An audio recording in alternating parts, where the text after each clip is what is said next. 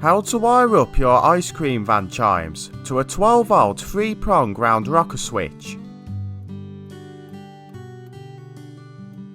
So then, in front of you is your 3-prong rocker switch with an LED. So when you flick the switch, the LED will light up. And here are the 3 pins in order to make the LED light up. The brass coloured one is going to be a negative. The centre middle prong is going to be what's coming from a 12-volt battery into the switch. And the other positive wire, the furthest one away from the negative, is what's going to be coming out to your chimes. All you have to do is ground the negative wire from the chime box onto the same black wire that's coming out of your switch. And the positive wire coming out the chime will connect onto this positive wire here.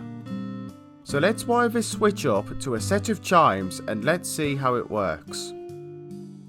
So then, here is my set of Harvin chimes and here is the rocker switch wired up.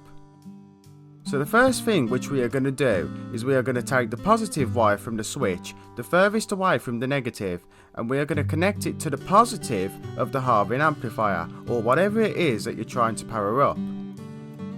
Then we're going to take the negative of the amp and we're also going to ground that.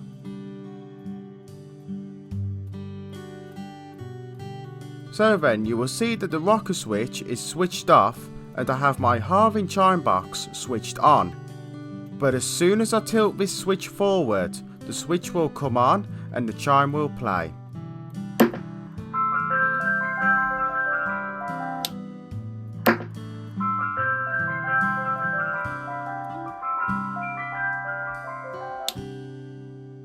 That's how easy it is to wire up your Harvin ice cream van chimes to a 12-volt 3-prong round rocker switch. If you found this video helpful, please give it a like and subscribe to my channel and hit the notification bell to stay updated with my latest content. Thanks for watching and I'll see you in the next video.